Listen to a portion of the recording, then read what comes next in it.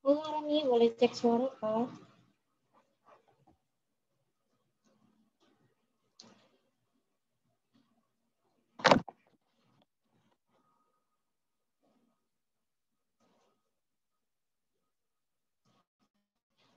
Halo?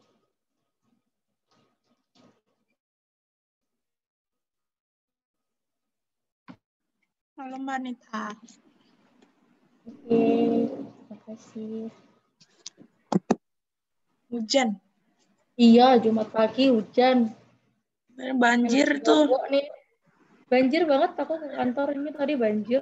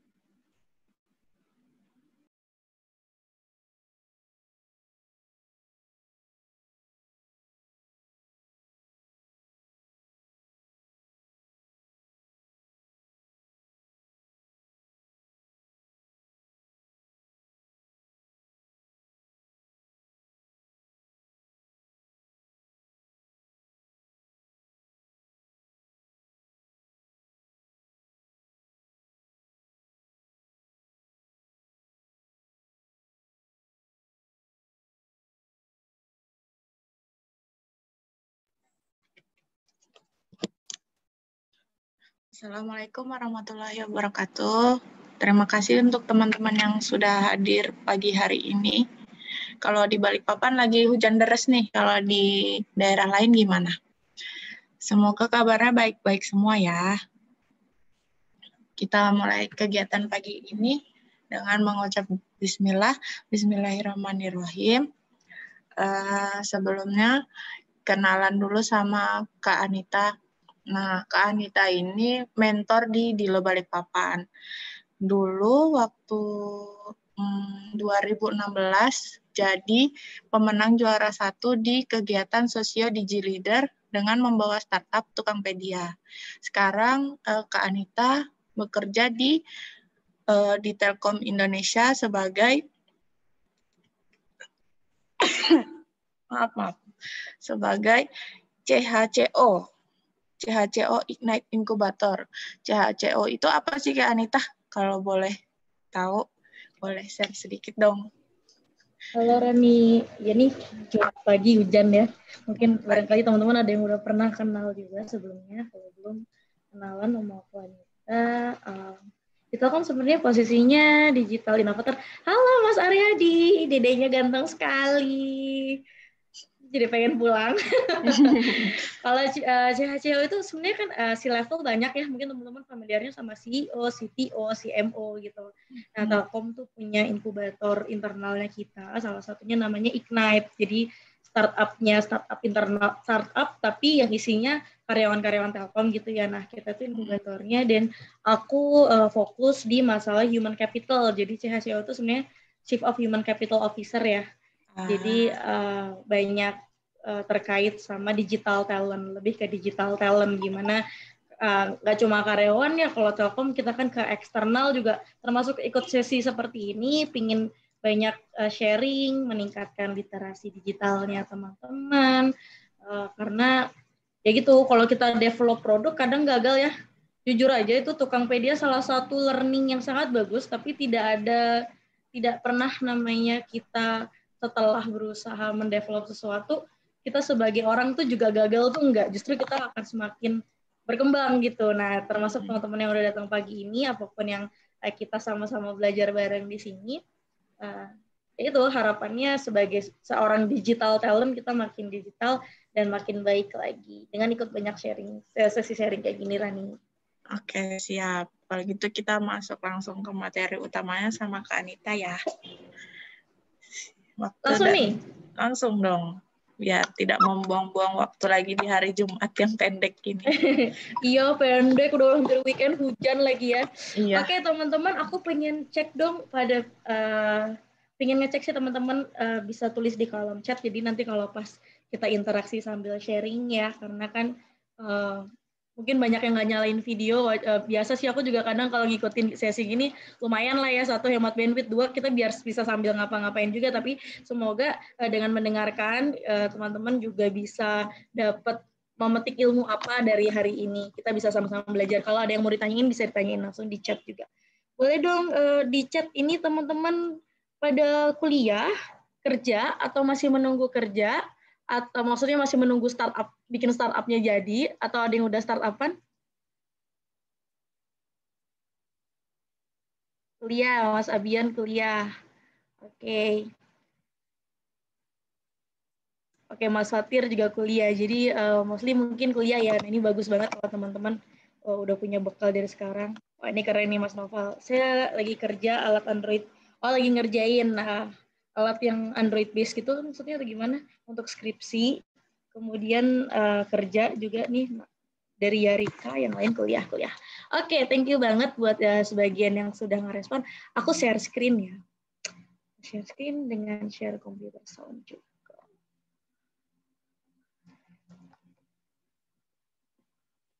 Ini sesinya santai aja sih teman-teman. Jadi aku dimintain Mbak Rani nih beberapa waktu lalu untuk sharing tentang the ideas to make good impact. Apa sih ini sebenarnya the ideas to make good impact? Sebelumnya, thank you banget semuanya udah join Jumat. Udah hari Jumat, pagi-pagi, hujan, dan masih tetap semangat untuk ikutan ini. Teman-teman semoga ilmunya berkah ya hari ini ya, bisa banyak bermanfaat buat teman-teman ke depannya. Perkenalan buat yang belum kenal, tadi udah dikenalin Mbak Rani sedikit. Nama aku Anita. Aku sebenarnya asli Balikpapan ya. Jadi dari TK, SD, SMP, SMA tuh di Balikpapan. Cuma pas kerja sempat Jawa dulu, kemudian sekarang balik lagi ke Balikpapan. Nah, teman-teman juga kalau misalkan ada yang tertarik tentang mencari beasiswa atau tentang pendidikan internasional, boleh ngobrol juga sama aku karena dulu aku sempat kuliah di Manchester di UK dengan beasiswa dari LPDP sih, PDP pemerintah, kemudian itu full tuition fee, dan di sana juga cukup aktif di organisasi di PPI.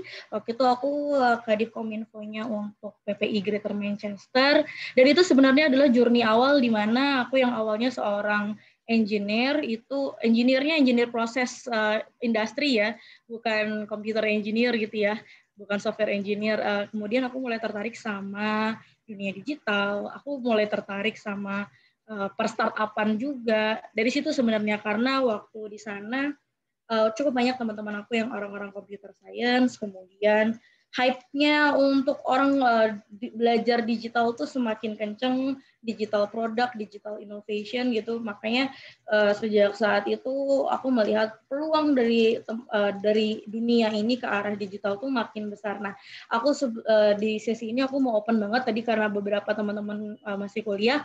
Aku open banget kalau misalkan teman-teman pingin tanya-tanya ke aku, chat aja, nggak apa-apa, itu nomor aku atau Instagram aku, bisa tanya apa aja tentang inovasi, tentang digital, tentang perkuliahan juga.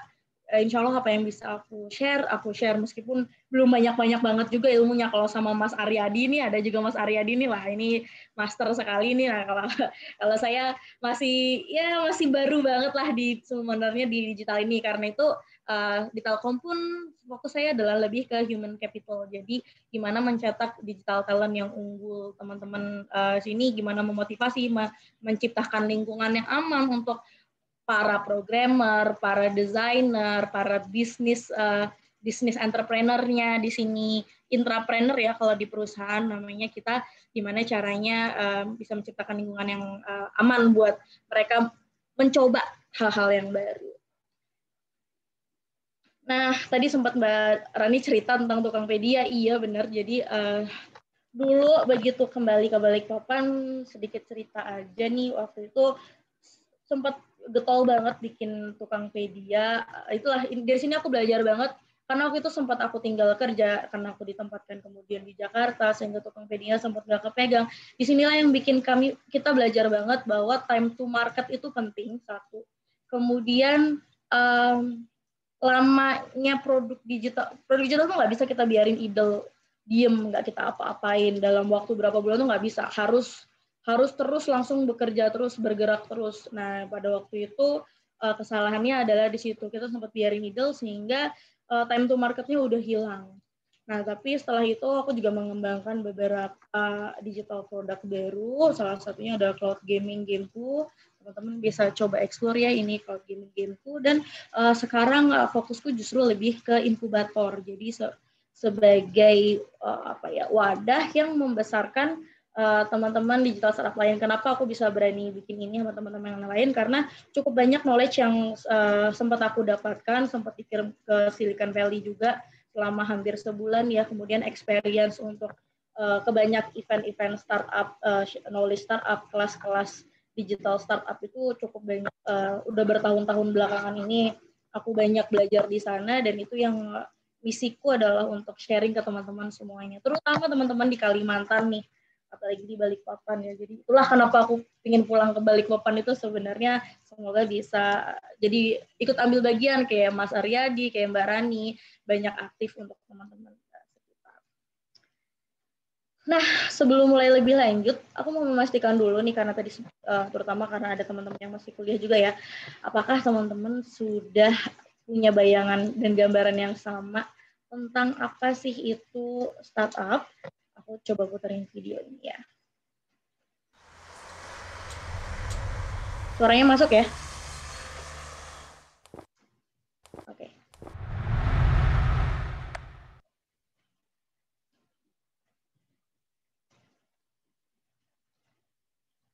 Aduh. Dora the Explorer, kamu ngapain nendang-nendang batu? Maaf ya, maaf. Aku nggak sengaja tadi. Maaf ya, Woli. Udah berkali-kali dibilangin. Gue itu bukan Woli. Gue jauh lebih keren dari dia, tahu? Aku juga lebih lucu dari Dora.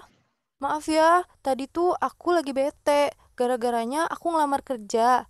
Tapi ditolak terus. Bikin startup aja lah. Lebih seru tahu? Startup? Itu yang bisnis-bisnis online itu ya? Kayak jasapawanghujanonline.com? Iya, tapi nggak juga sih. Bukan ya? Terus apa dong, Mas? Walaupun startup identik sama bisnis teknologi, bukan berarti semua yang ada .com-nya itu startup. Ada banyak pendapat soal pengertian startup, tapi yang jelas, tadi itu bukan startup lah. Oh, jadi kalau jasa pawang hujan online atau jual baju grosir online itu nggak termasuk startup? Kenapa, Mas? Mas baca di Forbes, startup itu perusahaan yang fokus untuk memecahkan masalah yang ada di sekitarnya. Solusi yang mereka cari bukan solusi yang ada di depan mata. Sukses atau gagalnya juga nggak ada yang bisa jamin. Kalau jasa pawang hujan online itu jualan biasa aja. Situsnya cuma jadi lapak online, bukan jadi solusi untuk suatu masalah.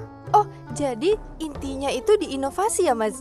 Terus inovasinya pakai teknologi gitu ya? Bener sih, tapi startup sama perusahaan teknologi beda loh ya. Bedanya apa lagi? Nih, lihat di layar ya. Startup memang umumnya memanfaatkan teknologi karena bisa mempercepat pertumbuhan. Nah, pertumbuhan atau growth, kalau kata anak startup, itu penting supaya nantinya bisa membawa perubahan besar kayak Apple sama Google misalnya. Tapi sekarang Apple sama Google udah jadi perusahaan teknologi, Mereka itu udah lulus dari kehidupan per-startupan. Ibarat manusia, dulu Apple sama Google itu ABG. Nah, sekarang udah dewasa. Terus, apa yang nandain kalau startup aku itu udah nggak ABG lagi, Mas? Nggak ada ketentuan mutlak sih, tapi startup bisa dibilang beranjak dewasa kalau usianya udah di atas 3 tahun, diakuisisi sama perusahaan yang lebih besar, punya banyak kantor, karyawannya lebih dari 80 orang, dewan direksinya udah lebih dari 5 orang, pemasukannya udah lebih dari 20 miliar dolar, ya atau kalau ada founder yang jual saham pribadinya. Gitu deh. Wah, kayaknya seru ya. Pantas aja orang-orang pada bikin startup. Aku bikin juga deh. Nah, bagus. Tapi hati-hati, jangan sampai kamu bikin startup karena pengen ikutan tren aja loh. Enggak lah, Mas. Aku punya ide beneran nih. Tapi bukan jasa pawang hujan online.com kan? Oke, itu tadi adalah video yang aku ambil dari YouTube-nya Tekin Asia ya. Ini udah cukup lama sih, 2017 tuh berarti sebenarnya kalau sekarang udah 3 tahun lalu ya, 3 tahun lebih. Nggak semuanya bisa kita ambil mentah-mentah ya, tapi misalkan kayak tadi dia ngomong startup yang udah dewasa tuh gimana sih? Startup dewasa itu yang udah lebih dari 3 tahun gitu ya. Itu adalah contoh. Jadi waktu itu kuncinya tuh bukan di waktu sebenarnya, tapi di tentang tadi setelahnya. Mungkin sudah ada founder yang ngejual sahamnya, sudah ada yang mengakuisisi atau nginvest misalkan ya. Tidak serta-merta tadi juga harus sekian miliar sekian juta USD atau sekian puluh karyawan, itu tidak serta-merta harus seperti itu. Yang mau diambil utamanya adalah bahwa kalau kita nanya sebenarnya startup-an itu apa sih? Teman-teman kok semuanya lagi banyak yang ingin tahu startup. Shopee, Gojek, Facebook, itu startup bukan? Facebook udah enggak ya. Facebook juga sudah IPO, jadi jatuhnya udah perusahaan teknologi kayak tadi dicontohin. Bahkan Kopi Kenangan ternyata termasuk salah satu yang kita bilang startup juga. Meskipun ntar ada lagi nih bedanya digital startup sama yang startup umum. Jadi proses itu ada yang kita memang bikin produk digital sehingga dia apa yang dia buat itu bisa menghandle dari yang 10 user sama 1 juta user itu sama aja yang dibuat, atau yang memang prosesnya namanya digitization, jadi hanya mengotomasi proses yang biasanya dia jualannya konvensional, sekarang dia bisa menjualnya itu melalui media online. Itu tergantung juga sama nanti cara bekerjanya bisnisnya itu seperti apa. Tapi poinnya sebenarnya startup itu apa? Startup itu untuk menciptakan produk atau jasa baru yang ngatasin masalah, dan itu ada di tengah ketidakpastian yang ekstrim. Nah, ini nih. Di masa-masa pandemi ini mulai makin ternilai mana startup yang bisa survive, mana startup yang mulai mundur. Jadi kalau buat venture capital, kalau Telkom punya venture capital kita namanya MDI ya, itu ada di Silicon Valley juga dan di lokal di Indonesia juga ada beberapa yang di funding. Kalau kita tuh justru di masa sekarang ini kita bisa melihat sebenarnya startup mana yang bagus, startup mana yang tahan banting sama kondisi pandemi sekarang. Luar biasa ya, banyak banget perusahaan-perusahaan yang tutup, perusahaan-perusahaan yang struggle, keras banget soalnya emang di masa pandemi ini. Nah, tapi beberapa perusahaan kayak mindgame.com, kemudian banyak yang justru malah dia baru tumbuh di masa pandemi. Salah satu yang lagi kami inkubasi, itu ada yang namanya pesenaja.id. Ini mungkin di beberapa tempat di Kalimantan Barat ya, di Pontianak terutama, sama beberapa tempat baru di Balikpapan, itu ada yang udah pakai pesenaja.id. Apa sih ini? Ini salah satu yang diinkubasi oleh Ignite. Jadi kita si foundernya ini berusaha mensolusikan rumah makan yang sekarang lagi struggle banget untuk tetap bisa tumbuh karena orang-orang pengunjungnya mungkin nggak berani datang ke restoran langsung. Padahal beberapa restoran utamanya, banyak banget sih restoran atau yang modelnya kafe gitu ya, itu kan tidak terlalu selaku makanan-makanan lain. Kalau kita menggunakan Gojek misalkan ya, GoFood, GrabFood, itu tidak selaku itu. Karena mereka yang mereka jual adalah suasana tempat, kemudian dari sisi minumannya, misalkan dia restoran, dia justru jualannya banyak pemasukan dari minuman. Nah, jadi gimana menciptakan kondisi yang nyaman untuk new normal nanti. Nah, si Pesan Aja ini punya ide, dia bikin platform pesenaja.id, orang tidak harus install aplikasi, di meja-mejanya di restoran itu ada QR code-nya, dia tinggal scan, nanti akan masuk ke pesenaja.id. Di situ dilayani mulai dari pesan makanan, jadi tidak perlu pakai buku menu yang kita biasa pegang. Jadi antar orang kan bisa jadi persebaran ya, penyebaran virus ya. Kemudian tidak perlu ada pelayan yang datang untuk nyatat ordernya langsung diinput di web apps ini. Kemudian langsung dibayar juga, jadi tidak menggunakan uang kertas lagi untuk bayar atau datang antri di kasir gitu. Dan makanannya bisa langsung diantar. Jadi interaksi sama waiter atau waitress itu hanya pas nganter makanan. Atau dalam beberapa restoran malah konteksnya si customer sendiri tinggal datang ke counter untuk ngambil makanan.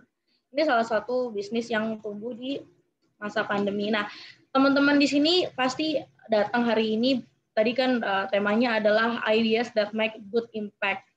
Nah, aku bisa bilang mungkin kita kalau kemarin-kemarin sempat ada materi-materi yang terkait UX writing, cyber security mungkin juga ya minggu depan. Itu kan cukup spesifik dan aku bisa bilang cukup advance ya sebenarnya. Sedangkan kalau teman-teman masih belum punya startup misalkan, mungkin kita lagi berada di area ini nih, di area 1 sampai 4 paling nggak. Kalau teman-teman udah ngomongin cyber security, mungkin ada level awal, ada juga yang udah dalam, artinya secara produk teman-teman udah punya atau udah mulai develop, jadi ada cyber security yang harus diperhatikan. Terus UX writing, copywriting itu juga biasanya teman-teman udah jelas bentukan idenya. Nah, di sesi kali ini aku ingin menarik kembali untuk teman-teman yang mungkin startupnya sudah mulai berjalan atau teman-teman kuliah yang lagi mencari inspirasi memulai startup, aku lagi tarik kembali ke depan tentang bagaimana journey ini sih sebenarnya seharusnya. Mungkin pada waktu itu teman-teman langsung jalan aja, tapi banyak riset-riset yang akan aku share di sini, apa sih yang mungkin teman-teman bisa review lagi, perlu kita tata dari awal seperti apa. Nah, menjadi seorang entrepreneur, kita biasanya mulai dari terinspirasi dulu.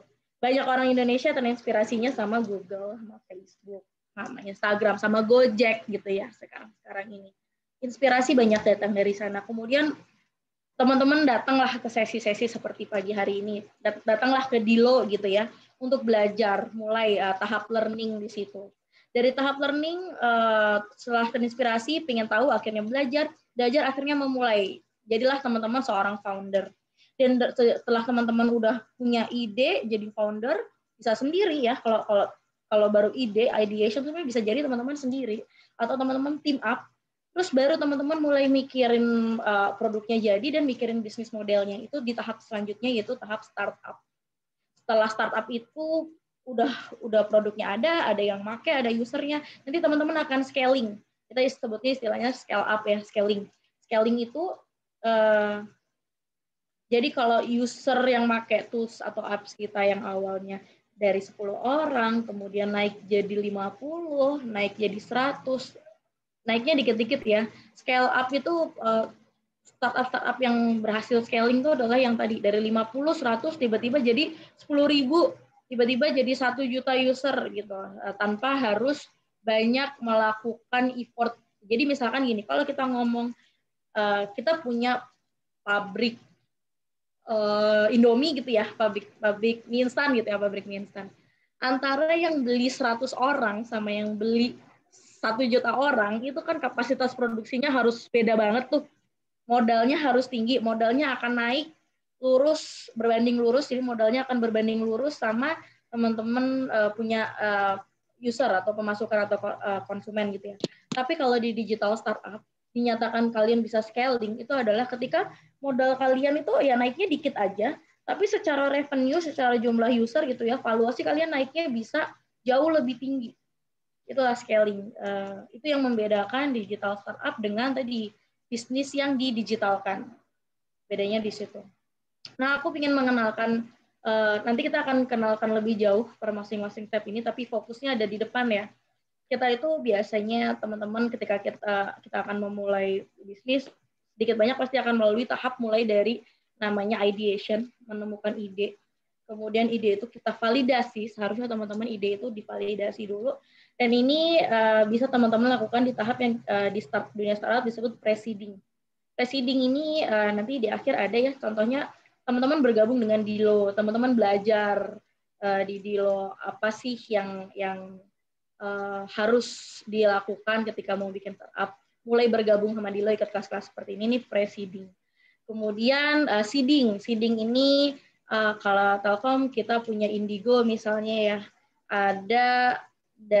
dari Dilo sampai Indigo tuh bisa masuk seeding, bisa masuk early stage. Jadi seeding ini teman-teman udah mulai ngomongin bisnis model tadi ya. Kalau pre-seeding ini teman-teman dari learning sampai founder, tahap seeding ini dari tahap foundership, kemudian ke startup. Early stage startup itu apa? Itu adalah teman-teman ketika udah mulai punya pendanaan. Kayak dari Indigo kita juga udah kasih pendanaan kalau sampai market validation itu sampai 2 miliar rupiah, dan early stage itu kalau di kita lebih banyak ke misalkan venture capital ya, kayak Telkom punya tuh MDI, itu memang udah mulai dari startup seri A, seri B gitu ya. Itu seri A, B, C itu apa, ntar aku jelasin. Kemudian advance, ini bisa ibaratnya kayak berbagai macam unicorn yang teman-teman tahu ya. Itu masuk di tahapan advance, mereka masih belum exit, jadi mereka masih belum IPO. Nah, kalau kayak Facebook itu udah bukan startup lagi jatuhnya, mereka udah jatuhnya jadi perusahaan teknologi karena mereka udah exit dari dunia perstartupan. Ini ibarat sekolah gitu kali ya, sekolah sampai kamu udah lulus graduate nih exitnya. Nah, fokus kita di sini utamanya ideation sama validation. Pembentukan ide. Apa sih sebenarnya cara yang paling baik untuk kita mikir ide untuk startup kita, atau startup kita tuh harus seputar apa? Apa sih, gimana sih cara yang paling baik untuk mikirin ini? Ini, kenapa ini penting? Mungkin teman-teman kalau baca akan banyak ya, kayak gimana cara-cara ide yang paling bagus? Yang paling bagus adalah yang dekat sama hobi kita, yang paling bagus adalah yang lagi ngetren, atau yang marketnya tidak akan hilang dalam 10 tahun ke depan gitu ya. Well, ada banyak teori-teori seperti itu, tapi yang kita mau ngomongin di sesi pagi ini itu yang lebih praktikal ya, yang kira-kira teman-teman bisa mulai lakukan untuk yang belum mulai bikin startup, atau buat yang udah mulai melakukan digital business, mungkin teman-teman bisa review kembali apa yang teman-teman sudah lalui. Ini berawal dari punya ide, ideation. Ini tuh adalah bisa dibilang yang paling mudah, titik yang paling tidak ada tekanan, tidak ada kerumitan, tidak ada kesulitan gitu ya. Ini adalah titik yang paling mudah, area yang mudah, sampai nanti teman-teman mulai mendefine apa sih yang mau teman-teman bikin, mulai mendesain, mulai mendevelop programnya. Ini masih di awal banget ini. Belum nanti ada bagaimana perjalanan teman-teman sampai akhirnya startupnya bisa benar-benar menghasilkan revenue gitu. Lalu apa yang dilakukan? Ya kalau misalkan di ideation-nya ini teman-teman nggak benar-benar ada di titik yang tepat, di tengah teman-teman bisa tergerus dengan mudah hanya baru sampai tahap sebelum mendevelop produknya gitu. Ini salah satu innovation fund. Terus kamu nih tipe yang mana? Nah, ayo kita sama-sama review. Kita nih tipe yang mana sih? Kalau ngomongin punya ide, sebenarnya ada 3 ini. Pertama, the spontaneous idea. Mungkin sebagian entrepreneur itu idenya muncul lagi mandi, lagi makan, lagi jalan-jalan di pinggir pantai, tiba-tiba ada ide aja muncul ide. Terus habis dia idenya muncul, dia pasti langsung cocok logi kan. Wah, ini langsung berkembang sendiri gitu mindset dia, terus yakin banget sama potensinya. Akhirnya dia pulang ke rumah dia mungkin langsung googling gitu ya. Habis dia googling, dia kaget, oh ternyata udah ada orang lain yang punya ide itu misalnya. Atau dia explore lagi, semakin dia explore, semakin nanyain feedback dari orang terdekat, terus akhirnya mulai jadi ragu gitu. Itu contoh orang-orang yang idenya berawal dari spontaneous idea. Tapi gitu tadi, jadi begitu makin ragu dan dia kebetulan masih punya kerjaan tetap gitu ya udah akhirnya idenya terlupakan gitu aja, nggak dikerjain beneran. Nah, bisa jadi itu hal yang bagus, bisa jadi hal yang nggak bagus juga. Artinya kalau misalkan punya ide yang spontan, teman-teman memang harus tentukan pada akhirnya apakah mau mencoba menjadi berbeda, maksudnya ide sama, dasar idenya sama itu nggak apa-apa, tapi bisa jadi ada segmen yang berbeda, ada keunikan yang teman-teman bisa tawarkan, unique value proposition-nya. Nanti di akhir juga aku ada ngomongin tentang itu di Lean Canvas sedikit aja. Itu spontaneous idea. Yang kedua, ada jenis-jenis entrepreneur yang modelnya insider idea. Artinya apa? Dia orang yang udah biasa ngerjain hal itu. Misalnya selama ini kamu kerja di pabrik mie tadi gitu ya. Pabrik mie, terus kamu tahu sebenarnya, oh ini ada yang nggak bener nih dari proses ini, sebenarnya bisa dilakukan inovasi ini gitu. Tapi kamu ngusulin ke perusahaanmu untuk bikin inovasi itu, perusahaanmu nggak mau dengerin dengan alasan politis lah, dengan alasan efisiensi dan lain-lain. Akhirnya kamu memutuskan untuk kamu pingin bikin sendiri, gitu. Karena kamu punya keahliannya, kamu punya networknya, akhirnya kamu yakin untuk bikin sendiri bisnis berdasarkan knowledge yang kamu udah tahu selama ini. Dan kamu udah punya networknya juga, misalkan karena kamu ada di industri itu. Itu ada contoh insider idea. Contoh yang terakhir adalah deliberate idea. Nah, ini mungkin yang kebanyakan orang Indonesia sekarang lakukan, termasuk di dalam perusahaan ketika kita mendorong karyawan untuk berinovasi, bikin startup internal kantor gitu ya. Itu karena ada ajang kesempatan untuk di-funding gitu misalnya ya, akhirnya langsung mikirin idenya apa ya gitu. Deliberate idea ini yang paling banyak di Indonesia. Kamu memulai karena kamu ingin membuat sebuah bisnis dan ingin jadi entrepreneur. Pokoknya aku siap aja jadi entrepreneur, pokoknya siap aja. Kalau aku harus ninggalin kerjaan, aku siap lah, pokoknya aku pengen mulai bisnis. Atau aku lulus kuliah, aku siap lah, pokoknya aku pengen bikin startup gitu. Tapi kamu nggak tahu, bingung sendiri. Jadi idenya itu bukan idenya yang muncul, kemudian kamu muncul ingin bikin bisnisnya, enggak. Atau kalau yang insider idea kan, kondisi membuat kamu terpikir untuk kamu bikin bisnisnya. Tapi kalau deliberate idea ini, justru kamu pengen bikin bisnisnya apa belum tahu gitu. Nah mungkin di sesi hari ini akan lebih banyak ke teman-teman yang ini, pokoknya pengen bikin startup deh, pokoknya pengen bikin jadi entrepreneur deh, pengen merubah dunia dengan kewirausahaan gitu ya, tidak bergantung sama orang lain. Nah, terus pertanyaannya, idenya carinya di mana atau dari mana? Ide itu bisa datang dari mana aja dan banyak kan. Tapi kalau kita makin kita pikirin, kita terus harus mulai dari mana? Sekali lagi, teman-teman harus diingat bahwa ideation itu adalah bagian yang mudah. Yang berat nanti itu di eksekusinya. Nah, karena ideation itu bagian yang mudah, maka lakukanlah bagian yang mudah ini sebaik-baiknya supaya nanti ini bisa membantu bagian kita di eksekusi. Itu bagus untuk pernah gagal, tapi jangan terlalu lama atau jangan terlalu sering gitu. Harus belajar dari pernah gagalnya. Pengen lihat ada yang nanya di chat ya. Saya ingin buat digital startup, ada ide, tapi kendalanya tidak ada background IT. Jadi lagi mau belajar-belajar sembari cari yang ngerti IT. Nah, ini boleh, ntar kita akan bahas tentang founder juga di sini. Tentang bagaimana team up gitu ya. Untuk semua teman-teman yang punya ide, hari ini, di akhir sesi ini, harapannya teman-teman udah bisa memulai membuat yang namanya Golden Circle. Ini by Simon Sinek ya, mungkin teman-teman bisa googling lebih banyak. Jadi di sesi ini tuh aku banyak kayak ngasih clue aja, ntar kemudian teman-teman tentu sejam 2 jam nggak cukup nih pagi ini, teman-teman bisa explore sendiri setelah ini. Jadi Golden Circle tuh menjadi penting, ini adalah hal pertama yang bisa mendeskripsikan idemu apa. Jangan berpikir bikin ide mulai dari what-nya, apa yang pengen dibikin, bukan. Kita harus berpikir mulai dari why. Why itu bukan background masalah, bukan. Why itu adalah purpose. Kenapa sih aku harus bikin startup? Kenapa sih aku harus bikin Tokopedia? Kenapa sih aku harus bikin Emago atau Gimpo? Dulu Tokopedia itu bisa sangat dibuy-in oleh banyak pihak, termasuk sempat jadi juara Sosio Digi Leader. Itu adalah karena kita punya why yang sangat kuat. Kita punya why yang sangat kuat. Kita tahu purpose kita ingin membantu banyak tukang, berbagai macam tukang atau berbagai macam penyedia jasa profesional ya. Artinya bukan cuma tukang bangunan, tapi bahkan yang kita sebut tukang kebun, tukang bakso, bahkan ya tukang sepatu dan lain-lain. Itu purpose kita tuh di situ dan dalam. Golden Circle ini kalau teman-teman mau attract orang lain untuk jadi tim kalian, orang-orang hebat untuk jadi tim kalian, dan kalau teman-teman mau attract perusahaan atau venture capital atau angel investor untuk kasih uang ke kalian, kalian harus kuatin di why. Masalah teknologi yang mau dipakai apa, kalian bakal bikin ini seperti apa yang mau dibuat itu belakangan. Nomor satunya itu why-nya dulu. Jadi teman-teman belajar bikin golden circle ya nanti dari dalam, ngomongin why, kemudian ngomongin how, apa sih yang bikin kalian, ini udah mulai ngomongin cara atau teknologi ya. What itu adalah produk yang kalian akan bikin atau bisnis yang akan kalian tawarkan. Ini sekali lagi berawal dari purpose-nya, golden circle-nya. Tolong untuk coba bagi yang udah punya bisnis lagi jalan, berawal dari ini.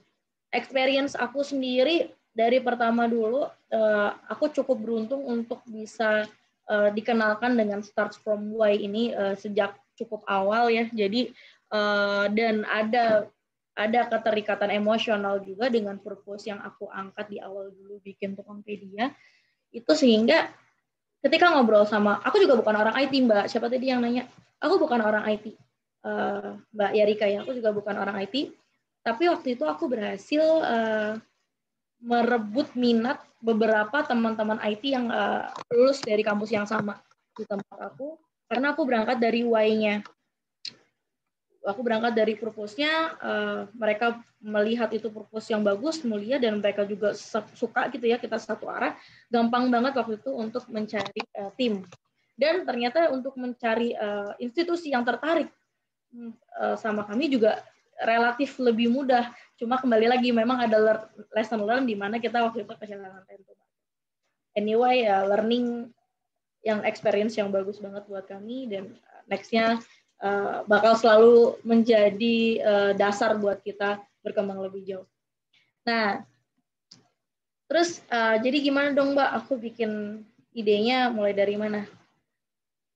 Banyak, ini tuh ada beberapa langkah panjang, mungkin bisa aku share ya, teman-teman bisa baca. Kalau misalkan suka baca Forbes, bahkan di Forbes Magazine tuh ada juga yang online ya, kayak atau di ekonomi segala macam.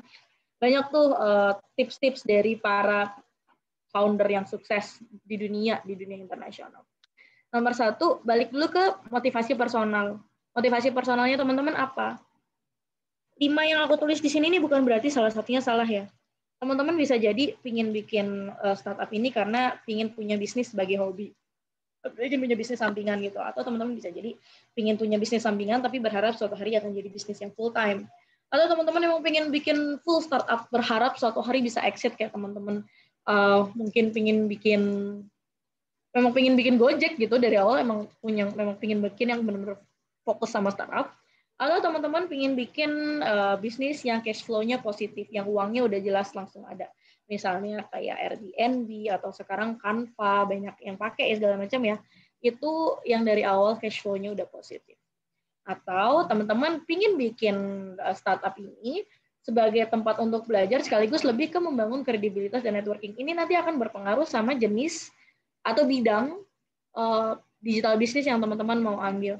Misalkan membangun kredibilitas dan networking, bisa jadi teman-teman bikin startup yang terkait sama SEO, search engine optimization misalnya, atau pingin bikin inkubator sendiri bisa jadi, karena kalau teman-teman banyak ketemu sama para expert, kenal sama banyak expert, teman-teman bisa bikin inkubator. Expert itu akan bisa jadi teman-teman undang untuk jadi mentor gitu misalnya. Kembali ke motivasi personal. Kenapa ini penting?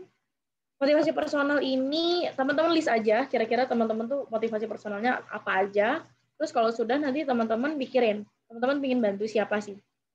Jadi berawal dari pingin ngebantuin siapa, dan tidak hanya nulis satu ya, silahkan tulis banyak-banyaknya kategori atau kelompok orang yang pingin kamu tambah, beri nilai tambah, kamu pingin tambah value buat mereka gitu ya, customer segment lah jatuhnya, tapi nggak perlu sedetil kayak kita, mungkin kalau teman-teman ada yang kenal namanya user persona, kalau misalkan belum nggak apa-apa, itu tuh kayak laki-laki usia 40-50 tahun yang tinggal, nggak perlu sedetil tuh. Langsung aja namanya tuh kelompok customer kalian itu apa. Misalkan aku pingin ngebantuin, tadi Tokopedia pingin ngebantuin para tukang. Atau gameku pingin ngebantuin gamer industri lokal. Main game juga pengen ngebantuin local game developers misalkan kayak gitu. Atau inkubator Ignite, kita pengen ngebantuin orang-orang yang pingin bikin startup atau pingin belajar startup atau pingin belajar jadi digital talent. Nah itu, siapanya dulu, kemudian memangnya mereka punya masalah apa, itu yang kita gali. Pikirkan kita mau bantu siapa, dan yang jangan sampai kelewatan adalah mikirin bisnis modelnya mau seperti apa. Bisnis model ini adalah tentang gimana teman-teman bisa dapat uang. Apa sih yang mau teman-teman jual? Aku nggak tahu. Dari teman-teman ada berapa yang sekarang kan lagi ada film Korea itu ya. Rani nih mungkin suka nonton film Korea nih, Rani nih. Ada drama Korea yang judulnya Startup. Udah nonton, Ran? Belum. Nah, itu coba deh teman-teman yang ini kayaknya nih Firma Hengki dari Medan. Ini gambarnya udah gambarnya kakak-kakak Korea cantik sekali ini. Ini buat yang suka nonton drakor, boleh juga loh. Film itu tuh menurut aku cukup bagus ya. Atau kalau orang Indonesia banyak nonton drakor sih ya. Sebenarnya ada juga kayak kayak sitcom serial gitu, boleh namanya The Startup juga. Tapi ada juga ini drakor baru episode berapa kayak episode 5 atau 6 gitu. Itu ada judulnya Startup juga. Di situ ngajarin kita banyak hal satu-satu dari pingin bikin startup awal sampai ada knowledge startup yang dasar yang teman-teman harus tahu. Salah satunya yang paling penting adalah bisnis model, teman-teman. Karena ide kalian sekreatif dan sebagus apapun, semulia apapun, itu ya kalian nih bisnis gitu. Jadi kalian nggak, kalau misalkan kalian ingin ada investor yang ngemodalin kalian gitu ya, atau yang disebut angel investor tuh misalkan orang tua kalian sendiri gitu, atau suami istri kalian ngemodalin kalian mau bikin bisnis, itu tetap bisnis. Uang itu tetap harus balik. Ini bukan charity, ini bukan apa sih charity? Charity apa sih, Ran? Apa sih? Bukan kegiatan sosial gitu, bukan kegiatan sosial yang kita ingin bantuin orang terus kosnya jadi uangnya keluar terus dari kita, bukan kayak gitu ya. Jadi tetap harus kepikiran model bisnisnya apa sih. Kalau kalian mau pakai teknologi artificial intelligence misalkan untuk bisa ngebaca tulisan tangan, itu kalau di film startup itu gitu. Ya emang itu bisa dapat duit dari mana? Oh, ternyata bisa didapat duit kalau kita jual ke perusahaan-perusahaan kayak perbankan yang perlu membuktikan tulisan tangan yang asli dibandingkan sama tulisan tangan yang palsu. Misalkan seperti itu. Jadi setelah tadi teman-teman ngelis siapa aja yang ingin teman-teman bantu, kira-kira masalahnya apa, idenya nanti apa, untuk ngebantuin ini, teman-teman langsung coret aja kalau misalkan ada baris-baris yang teman-teman nggak bisa ketemu. Setelah dipikirin nggak bisa ketemu model bisnisnya, itu dari awal dicoret aja, karena kalau nggak udah capek banget mendevelop segala macam validasi, tapi begitu di model bisnis nanti agak berat. Kalau dari awal nggak kepikiran sama sekali, apalagi dilaksanainnya gitu ya. Nah, coba pilih dan fokus ke yang model bisnisnya bisa paling nggak tergambarkan sejak awal. Aku ingin cerita, ini Aruna pernah diundang juga nggak untuk ngisi, Ran? Udah pernah ya? Itu awal tahun lalu. Awal tahun. Nah, Aruna ini, Mbak siapa namanya? Aku lupa. Utari. Iya, Mbak Utari. Nah, Aruna ini salah satu startup yang membanggakan banget ya buat teman-teman Balikpapan dan Kalimantan. Sempat masuk Forbes 30 Under 30 ya si Mbak Utarinya. Karena dia ngebikin Aruna. Buat aku, Aruna itu contoh yang bagus untuk masalah di mana dia ideation-nya dari sisi ide, dia punya purpose yang dalam, why-nya dapat, dan dia melakukan validasi. Jadi kalau buat teman-teman yang belum tahu, Aruna ini adalah startup untuk ngebantu yang dia sasar siapa tadi yang dia bantu. Dia pengen ngebantuin nelayan dan keluarganya. Dia pengen bantuin nelayan dan keluarganya. Kemudian dia bikinlah Aruna, di mana di dalam Aruna ini kalau teman-teman buka websitenya Aruna, mereka membantu nggak cuma memasarkan hasil tangkapan ikan para nelayan ya, tapi mengkoneksikan mereka juga dengan berbagai macam perusahaan yang butuh supply dari nelayan ya, kayak restoran-restoran gitu. Kemudian membuat nelayan tuh juga melek sama harga pasar tuh seharusnya berapa sih harga ikan yang mereka tangkap, jadi nggak banyak kemakan oleh orang yang di tengah, yang di proses rantai penjualannya itu sebenarnya cuma tengkulak ya, kita nyebutnya ya, cuma ngumpulin kemudian ngejual dan dapat malah lebih banyak keuntungan dibanding para nelayan. Mereka Aruna ini membantu nelayan. Ini coba lihat ya teman-teman video ini. Ini videonya si Aruna. Indonesia adalah negara laut kedua terbesar di dunia. Saat ini adalah negara yang sangat besar potensi ini suaranya Mbak Utari sendiri nih ya. Tetapi ini berbanding terbalik dengan kehidupan para nelayan. Kebanyakan masyarakat pesisir itu kehidupannya tidak sejahtera. jika nelayan Indonesia tidak memiliki laut lagi atau tidak punya kesempatan untuk melaut lagi, mereka tentu akan sangat sedih dan bingung. Ini di sekitar sini ya, di Balikpapan ini, karena memang Mbak Utari juga tinggalnya dekat situ. Saya Utari Oktavianti, usia saya 25 tahun. Saya berasal dari Kampung Baru, Balikpapan, Kalimantan Timur. Kehidupan di masyarakat pesisir itu kebanyakan kurang baik. Saat ini kebanyakan nelayan memang hidup di rata-rata menengah sampai di garis kemiskinan. Nah, ini ya, jadi yang dia angkat memang lingkungan yang dia udah tahu banget di sekitarnya. Dia tahu bahwa peran nelayannya harus dibantu, harus disupport. Terus gimana nelayan kan susah, diajarin teknologi segala macam.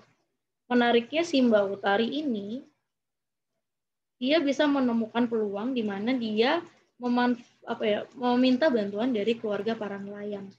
Jadi keluarga para nelayan, kayak anak-anaknya gitu ya, lebih melek teknologi ya.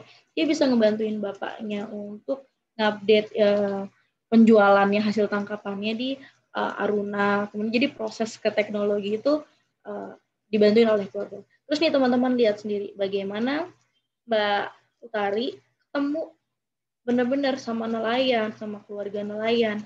Dia melakukan apa yang kita sebut, setelah tadi punya idenya, dia melakukan apa yang kita sebut proses validasi. Nah, validasi dari idenya dia, validasi dari niatan dia membuat Aruna, dia beneran tanyain, apa sih yang dilakukan oleh para nelayan, apa sih concern-nya para nelayan, gitu nih. Dia beneran datengin, dia cari tahu di situ ada apa, sehingga dia benar-benar paham apa sih yang bisa dibantu, masalah yang terjadi itu sebenarnya apa. Dari yang awalnya hanya hipotesa, kita harus validasi untuk memastikan, oh ternyata masalahnya ini.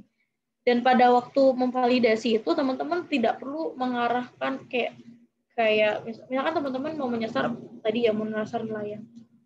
Teman-teman nggak perlu langsung dari awal bilang bahwa teman-teman pingin bikin aplikasi ini gitu, terus pingin nanya. Orang Indonesia itu cenderung baik hati. Orang Indonesia itu baik hati banget, sehingga kalau kamu tanya, Bapak punya masalah apa ini ya, susah ya kalau mau menjual ikan ya, iya susah, dia pasti akan jawab iya. Hampir semua orang Indonesia akan seperti itu. Yang dilakukan ketika validasi, setelah tadi punya ide, mau validasi, kita tuh harus melontarkan pertanyaan-pertanyaan terbuka. Kita harus mendengar keluh kesah mereka, kita harus berempati, menempatkan sisi kita di mereka. Dulu Tukangpedia juga begitu. Kami ketemu tukang-tukang, apapun jenis tukangnya, kita ngobrol selama ini jualannya gimana. Terus orang-orang biasanya kebutuhannya apa Pak? Terus biasanya menunya seperti apa, promosinya seperti apa. Biarkan mereka cerita dan kita coba gali masalah yang didapat seperti apa. Nah, tadi ya, karena nantinya akan ada ketidakpastian, jadi yang teman-teman harus perhatikan adalah apakah calon customer kita benar-benar perlu. Setelah teman-teman punya ide yang menurut teman-teman cukup valid, tapi nanti ada proses validasi selanjutnya ya. Tadi kan baru dari tahap teman-teman, oke, aku udah punya ide, intinya itu. Belum masuk ke validation nih sebenarnya, tapi baru ngomongin ideation. Tadi seperti yang ditanya, gimana caranya cari tim. Aku berasumsi hampir semua, harusnya teman-teman ketika udah ngikutin sesi Dilo ini pasti udah tahu lah ya, hacker, hustler, sama hipster. Ini kayak the minimum founder yang diharapkan ada dalam satu tim. Lebih minimum lagi tuh paling nggak ada hustler sama hackersnya. Tapi lebih bagus kalau kalian ada hipsternya, di mana ada desainernya, desainernya, kemudian hustlernya adalah orang yang memikirkan sisi bisnisnya, hacker ini adalah orang IT-nya tadi, orang yang memikirkan sisi teknologi. Gitu. Kalau kamu sendirian, banyak banget orang yang merasa punya ide, tapi orang yang bisa jadi orang programmer di Indonesia itu masih terbatas banget, meskipun udah makin banyak ya sekarang, dan kesempatan belajarnya juga makin besar, tapi balik lagi orang yang punya ide itu banyak banget teman-teman. Jadi kalau misalkan kayak tadi Mbak Yarika tadi, misalkan emang pingin ngerekrut orang lain tadi, pastikan kita punya why-nya apa, dan kita punya visi yang jelas. Dari kita punya visi yang jelas, kita punya knowledge yang cukup. Kita bisa meyakinkan orang, cari caranya. Cari hacker pun bukan berarti teman-teman harus berangkat, pokoknya cari yang jago gitu. Bukan berarti teman-teman punya cari yang jago. Ini, ketika kita membentuk satu tim, harus mendalami dari timnya juga. Instead of mencari teman IT yang jago, senior developer, apa gimana tuh ya, nggak apa-apa kalian ketemu sama orang-orang yang ibaratnya masih newbie, masih baru di masalah development, programming misalkan, nggak apa-apa. Tapi kelihatan dia punya passion yang kuat. Dia mau belajar, dia siap untuk cari tahu gimana cara bikin ini, cara bikin itu. Itu kembali ke passion yang kuat. Passion akan peranan dia. Satu gitu. Yang kedua, visi yang searah. Jadi kalau teman-teman baca buku The Digital Startup, ada buku ya, beberapa buku startup itu, kalau teman-teman baca, atau Lean Startup ya, itu pasti mereka akan ngomongin tim itu yang penting visinya searah.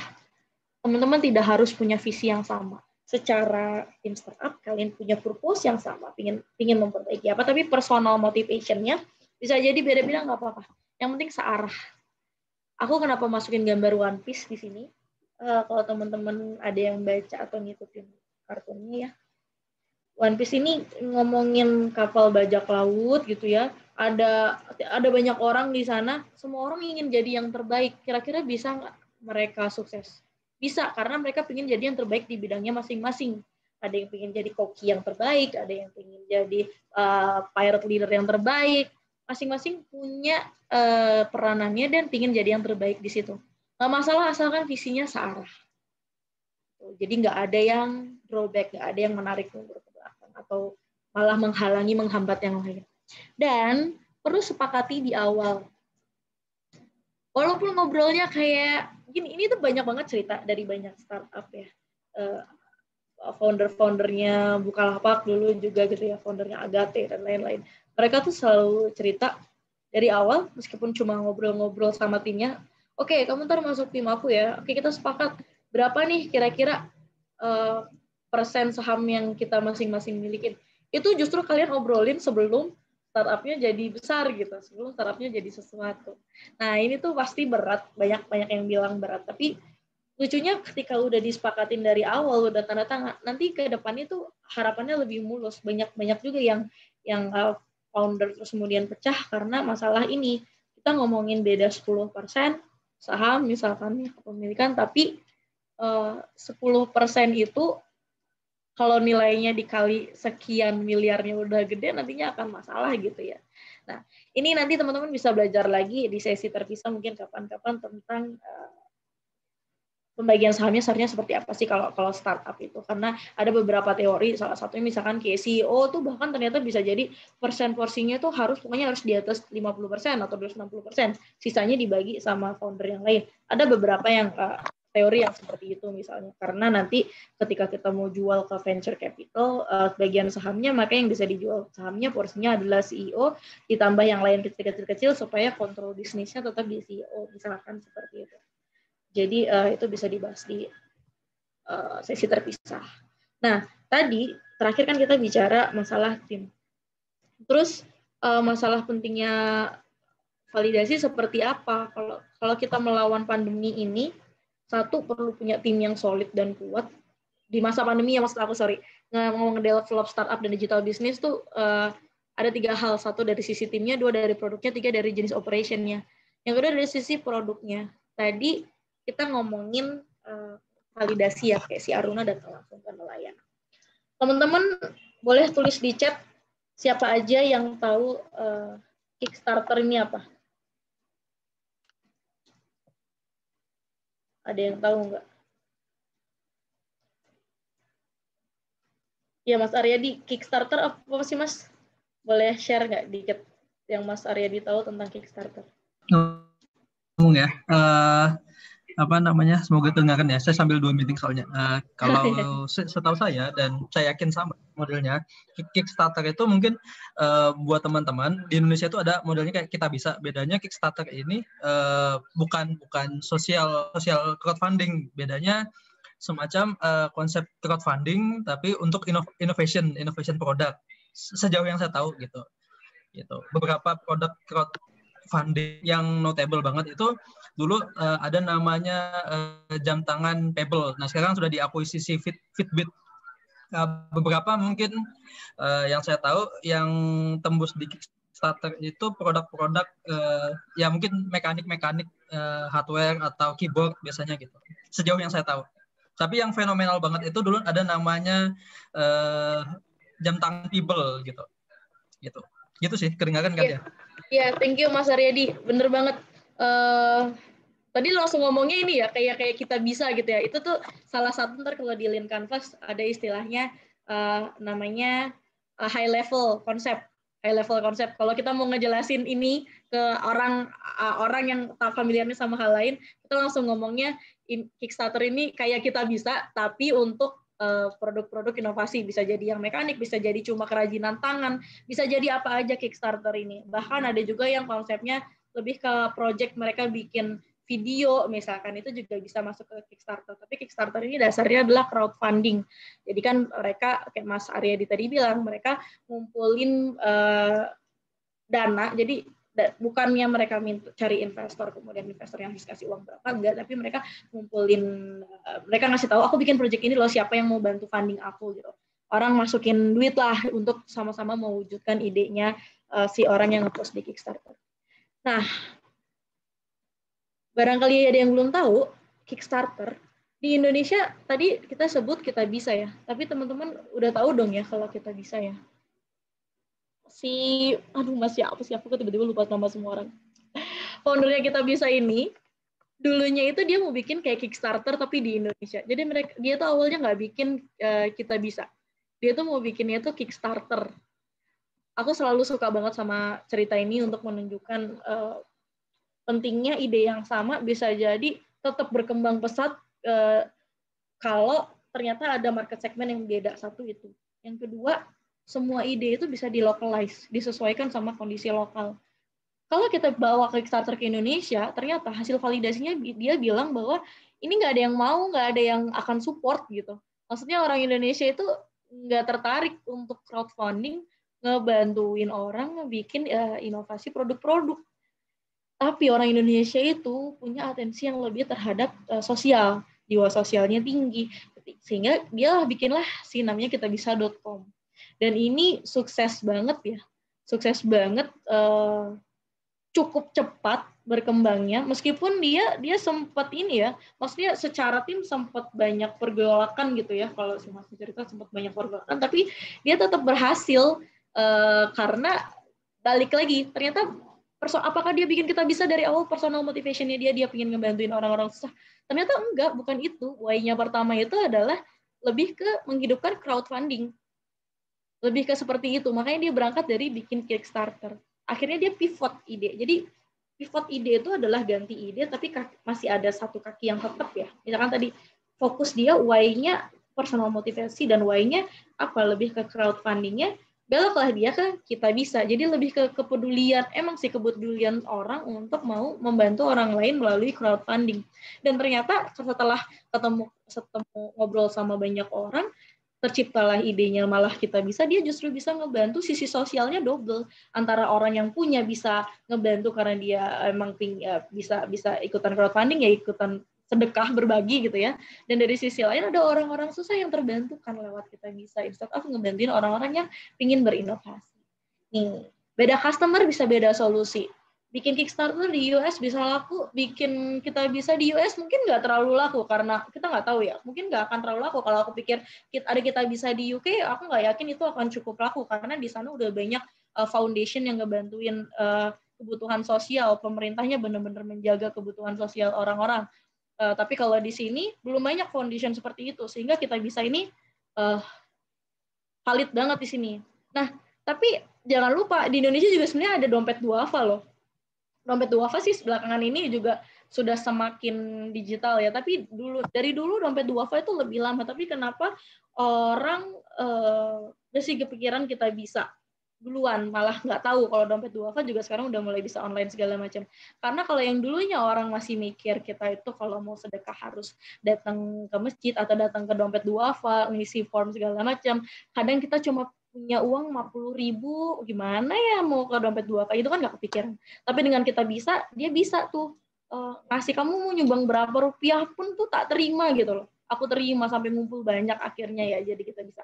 Karena ada kita bisa-bisa, membuat orang mau di mana aja dan kapan aja sharing gitu. Aku coba baca komen ya. Oh ini Mbak Yarika sama Mas Aryadi sambil ngobrol.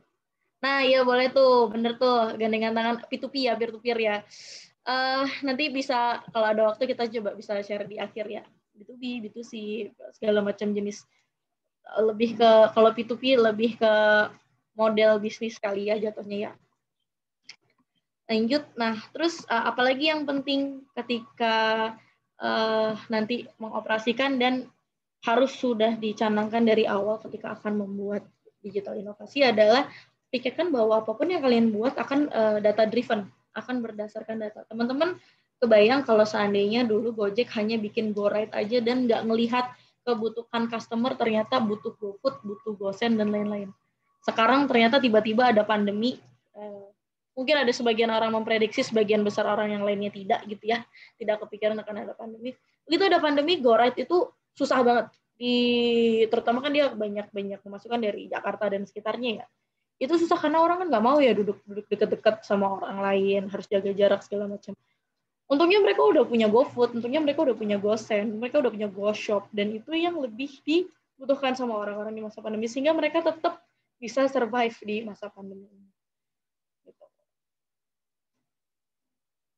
Tadi ngomongin dari ngide, sekarang ngomongin validasi. Tujuannya validasi tadi apa? Kita kan pengen bikin startup, pengen ngatasin masalah ya. Nah teman-teman, kenapa kita butuh validasi? Karena we are not our user. We are not our user. Meskipun aku nih bisa, aku tuh misalkan ya, aku mau misalkan aku ada seorang mahasiswa, terus aku mau mensolusikan masalah, aku mau membantu para mahasiswa. Aku kan mahasiswa, aku juga tahu kok yang dirasain mahasiswa. Gak bisa gitu teman-teman. Kita adalah satu orang dari sekian banyak orang yang ada di kelompok populasi ini. Jadi sebagai orang yang bikin produk, jangan mulai dari diri kalian yang menurut kalian bagus tuh apa untuk dibuat. Jangan memulai dari diri kalian yang memikir masalahnya ini apa dan percaya 100% langsung sama hipotesa kalian. Enggak. We are not our user, jadi mulai dari mencari masalah itu harus divalidasi. Kita sebutnya customer validation.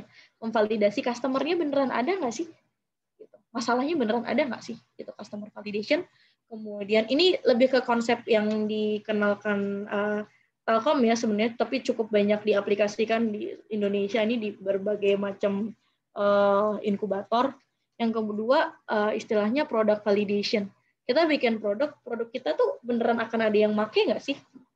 Atau tahapannya ada juga yang problem solution fit, kemudian product market fit. Tadi kalau product validation mungkin bisa dibilang setara sampai problem solution fit. Kemudian di product market fit kita kita punya namanya business model validation. Jadi kita udah ngomongin ini di tahap sini nih, mulai BMP ini tuh ibaratnya kita udah mulai masuk bahwa kita adalah startup. Itu kita udah mulai mikirin business model validation. Di PV tadi udah ada usernya, terus ada yang mau bayar nggak? Model bisnis apa yang bikin orang mau bayar atau yang bikin kita bisa punya pendapatan revenue? Kita nyobain berbagai model bisnis yang pernah kita hipotesakan akan laku di produk kita. Terakhir market validation, kita memvalidasi apakah marketnya ada. Dari yang awalnya hanya kita validasi apakah ada yang mau bayar, kita ke validasi ke apakah pasarnya ada. Artinya apakah kalau kita awalnya approach ke 10 orang gitu, apakah ini bisa scale dengan cepat ke 1.000 orang. Nah, ini 4 tahapan yang biasanya kami pakai. Ada juga bisa disebut 2 tahapan ini ya, problem solution fit sama product market fit. Pertama dari CV, customer validation. Ini sebenarnya kita banyak fokus ke problem validation ya. Kita harus mikirin masalah ini benar-benar ada atau enggak. Tadi ya, kita hipotesa dulu, kira-kira usernya siapa, terus kita survei, riset dulu. Misalkan kita kita bisa lakukan kualitatif dulu, baru kuantitatif dulu. Kalau aku prefer lakukan interview dulu. Kita ambil beberapa orang sampel, kita interview kira-kira masalah kamu sebagai apa, sebagai siapa, apa aja masalahnya. Kita coba gali pain-nya dia apa, problem-problem dia apa, kemudian setelah kita dapat daftar problem-problem ini kira-kira apa, nanti proses yang dilakukan, kemudian kita coba sebarkan survei tentang problem ini. Dari yang awalnya kita nginterview 10 orang, kita sebarkan survei untuk dapat 500 orang, misalkan banyak banget, 100 orang misalkan nih, untuk ke produk-produk yang B2C, business to consumer.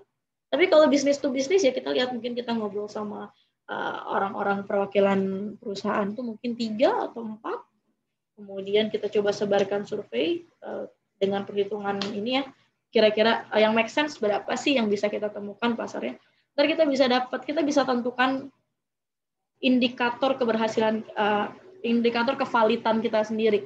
Mostly kita bisa ambil di angka paling enggak tuh 70%. Kalau 70% segmen customer kita bilang iya, merasakan punya masalah yang sama, tadi setelah dari interview baru kuantitatifnya ya, maka bisa jadi masalah itu valid.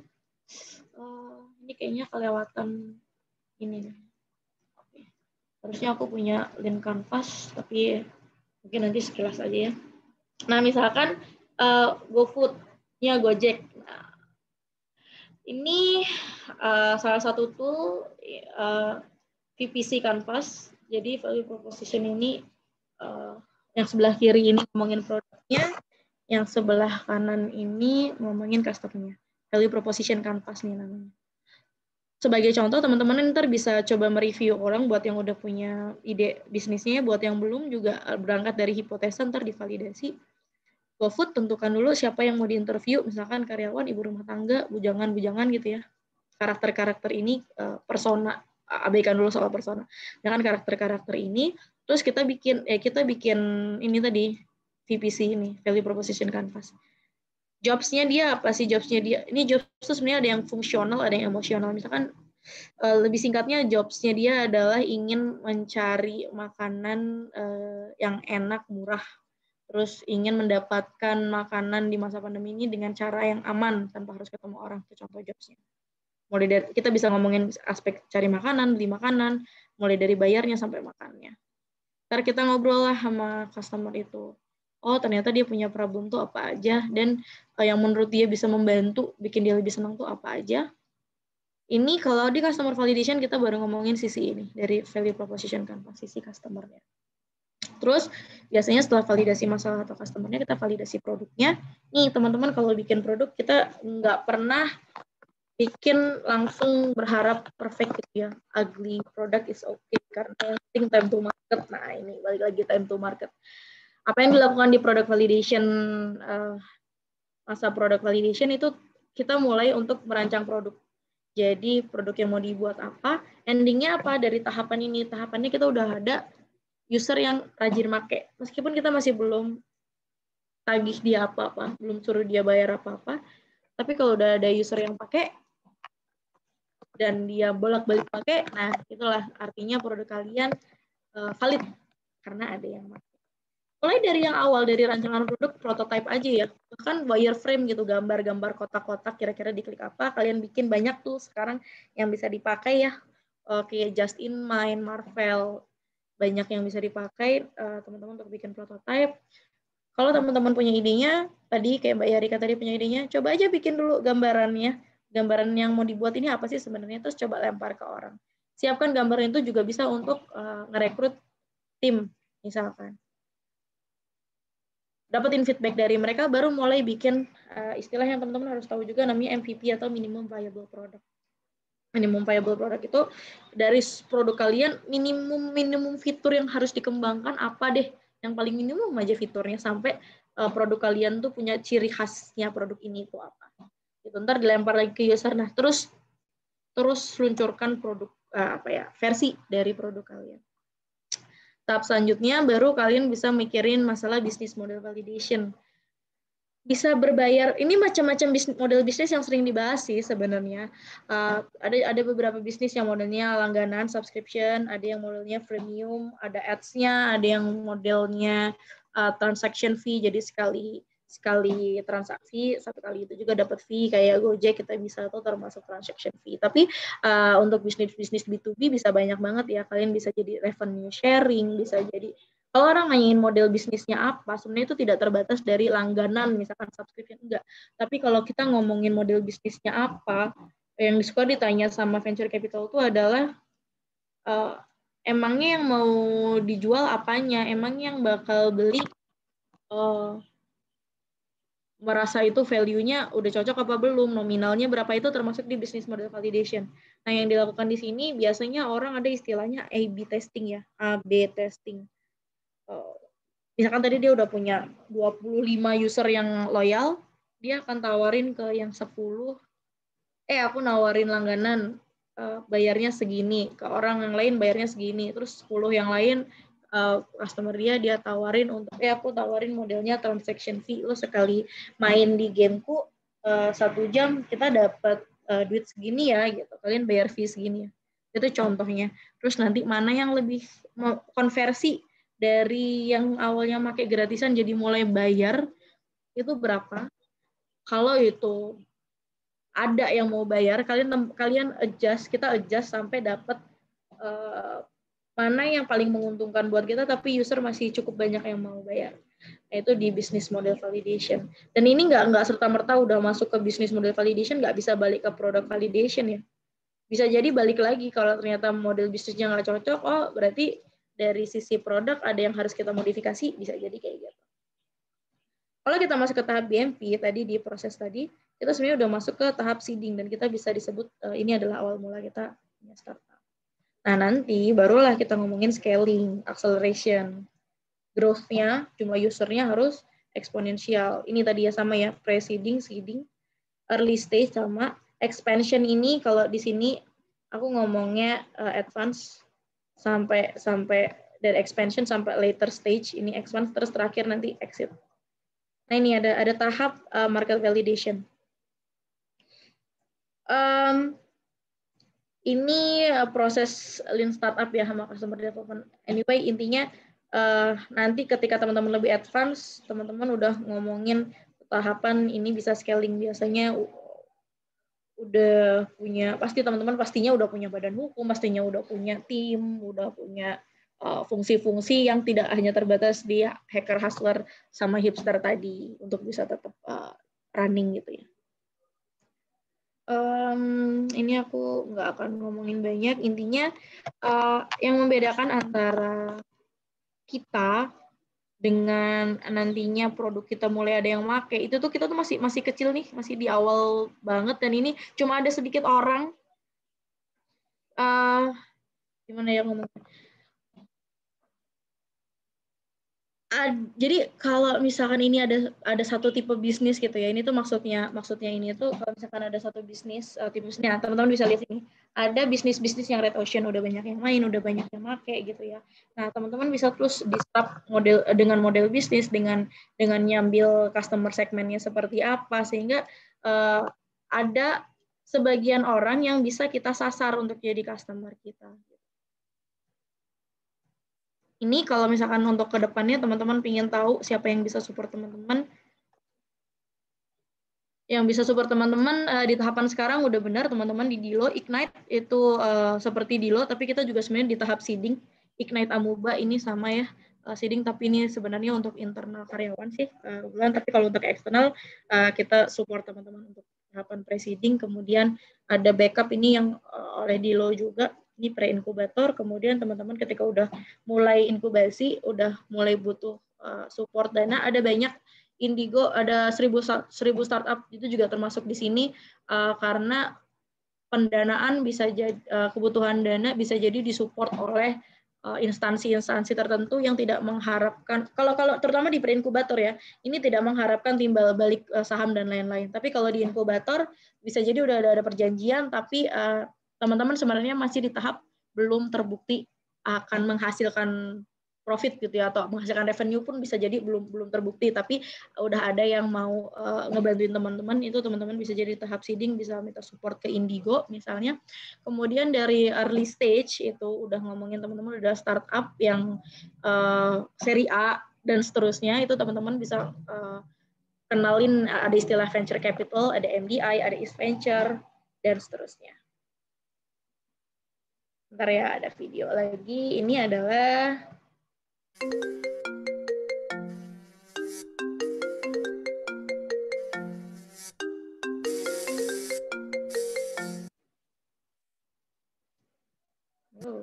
lama ya. Halo, Umar. Apa kabar? Lama banget kita nggak ketemu.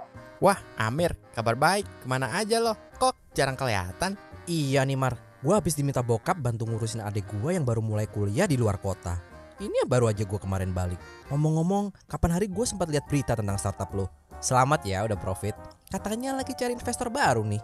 Thank you bro. Ya gitu deh, namanya juga startup. Ada aja kebutuhan duitnya. Ngomong-ngomong tentang investor startup, sebenarnya gue dari dulu itu heran sih sama mereka. Heran gimana, Mir? Iya, gue heran tuh sama investor-investor yang mau kasih duit sampai triliunan rupiah. Padahal startupnya aja belum untung loh. Kalau kayak di startup lo, gue masih bisa ngerti karena udah untung dan model bisnisnya terbukti. Nah kalau yang lain, contohnya kayak Uber yang 2 tahun belakangan rugi sampai 50 triliun rupiah. Tetap aja investor pada ngantre tuh mau kasih modal ke mereka. Atau gak usah jauh-jauh deh, CEO Gojek tahun 2018 lalu kan pernah bilang kalau bisnisnya masih belum untung. Tapi buktinya abis dia ngomong gitu, perusahaan-perusahaan gede kayak Google, Visa, sampai Tencent tetap aja mau nanam modal ke mereka. Oh, kayaknya gue ngerti deh arah pertanyaan lo. Tapi kalau di bayangan lo sendiri, mereka kapan balik modalnya? Iya, mereka bakal mulai untung kalau startupnya udah profit. Kan investor sebagai pemegang saham bakal dapat dividen dari labanya. Well, lo nggak salah sih. Tapi sebenarnya investor nggak perlu nunggu selama itu untuk dapetin laba dari investasinya kok. Hah? Gimana bisa? Yang namanya orang investasi, prinsipnya di mana-mana sama aja. Mereka beli aset sekarang dengan harapan di kemudian hari nilainya bakal berlipat ganda. Itulah kenapa ada orang yang beli properti atau emas bukan untuk dipakai sendiri, tapi untuk dijual lagi di masa depan saat harganya udah naik. Terus, apa hubungannya dengan investasi di startup? Kalau kerugian startupnya tambah besar, bukannya justru nilainya makin turun ya? Nah, kalau investasi di startup atau perusahaan nih, apalagi yang belum lama berdiri, rugi yang membengkak nggak serta-merta bikin nilainya turun. Biar lo paham, gue jelasin pakai contoh teman gue yang mau beli gorengan deh. Iya, masa gorengan lagi Mir? Gak ada contoh lain yang lebih keren apa? Udah dengerin dulu. Nih ceritanya gak kalah seru kok. Jadi gue punya 2 teman, Acok dan Uco. Mereka berdua suatu saat pengen jajan ke lapak gorengan langganan. Udah jalan kaki ke tempat di mana lapak biasa mangkal, ternyata hari itu si abangnya lagi gak jualan. Kecewa, mereka jalan lagi ke tempat langganan satunya, yang ternyata lagi gak jualan juga. Duh, emangnya nggak ada aplikasi yang bisa bantu kita beli gorengan dari abang langganan kita itu? Tanya Acok kesal. Kayaknya nggak ada deh. Kalau gitu kita bikin sendiri aja gimana? Usul Uco. Mulailah mereka berdua bikin aplikasi Asongan Pandai. Wah, keren juga beli gorengan pakai aplikasi. Kirain cuma bisnis kopi aja yang pakai aplikasi sekarang. Iya kan? Nah, fitur Asongan Pandai ini lumayan keren. Mulai dari daftar seluruh kota, Ya. tapi mereka nggak punya modal. 1 juta jadi 15 Asongan Pandai. Hah? Emangnya Asongan Kakak Obet bersedia jadi angel investor. Nah, ini dia cerita tentang ada keluarganya yang bersedia jadi angel investor. Angel investor itu apa sih? Ya, orang-orang terdekat yang masih mau ngasih modal gitu ya, ngebantuin modal untuk tadi mereka bisa bikin ide startup Asongan Pandainya jadi lebih besar, lebih develop gitu, well developed gitu ya. Tadi dia modalin 100 juta, aku mau dapat berapa persen tadi? 50%. Dia kasih modal 100 juta, dapat 20%, dapat saham 20%. Nah, dapat saham 20%, nih dikasih tahu kerugiannya si Asongan Pandai tadi waktu dikasih kasih modal 100 juta, itu dari 1 juta ruginya malah jadi 15 juta. Tambah banyak ya ruginya ya. Nah, tapi omsetnya ternyata dari yang awalnya 12 juta tadi naik jadi sampai 200 juta dalam berapa bulan. Jadi yang ruginya naik jadi 15 juta per bulan, tapi ternyata omsetnya naik terus gitu. Jadi 200 juta sebulan. Walaupun ruginya tambah gede, tapi ternyata sisi omsetnya juga tambah gede. Nah, nih 12 bulan kali 200 juta berapa? 2,4 miliar ya per tahun ya berarti. tadi dia punya saham 20%. Kalau saham 15% aja tadi hitungnya berapa? 360 juta ya. Nah, 20% si sahamnya Kakak Obet tadi kan 20%. Tadi dikali 2,4 miliar setahun. Berarti saham tadi modalin 100 juta, sebenarnya saham dia sekarang nilainya udah jadi 480 juta. Maksudnya gimana? Maksudnya, nih, ketika ada dari yang awalnya angel investor, terus ntar kalian ketemu venture capital pingin beli 20% sahamnya si Asongan Pandai. Ini nih ada yang ke-skip ya. Nah, beli 20%, si angel investor kasih 5%, si Asongan Pandai kasih 15%. Dia jual ke venture capital durian runtuh. Akhirnya si angel investor tadi hanya dengan ngejual 1/4 dari saham dia udah bisa untung 20 juta. Nah, ini buat yang teman-teman masih penasaran apa sih untungnya ngebiayain startup gitu. Apa sih untungnya nge-funding startup? Biasanya teman-teman dari awal bisa cari angel investor. Kalau teman-teman nonton yang drama Korea itu, sorry aku bawa itu lagi ya, karena menurut aku itu bagus banget. Angel investor dia pertama kali adalah orang tuanya sendiri, bahkan kalau dia konteksnya orang tuanya ngemodalin gitu ya, ngemodalin uang. Tadi kayak si angel investor yang tadi, terus nanti ketika ada venture capital akan beli dan nilainya akan lebih tinggi karena tadi apa omsetnya udah nambah. Dia bisa bilang setahun revenue aku segini, atau jumlah mulai dari active user yang ada nilainya itu pun bisa udah sebanyak sekian gitu. Jadilah dari yang kalau pas di tahap seeding teman-teman baru mulai mungkin belum banyak kesempatan untuk ada yang modal duit sendiri, juga banyak yang modalin dari duit sendiri. Kayak Touch10 itu dulu juga bikin startupnya dia modalin angel investor sama modalin uang kantong sendiri karena belum banyak inkubator. Tapi begitu ngelihat hasil kerjanya, siap-siap ngantri akan ada venture capital yang bantuin akan nge-funding. Dan dari seri A, B, C ini adalah masalah leveling dari yang awalnya dibeli berapa, kemudian nilai sahamnya jadi berapa, ada lagi yang beli lagi.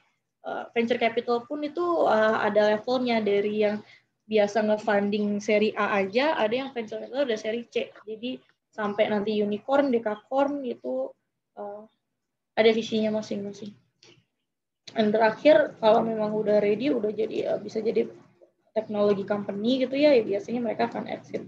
Exit artinya pemegang sahamnya bukan venture capital lagi, tapi udah public gitu, atau perusahaan lain, atau ngejual ke perusahaan lain. Oke, udah sejam nih ngomongnya, banyak banget.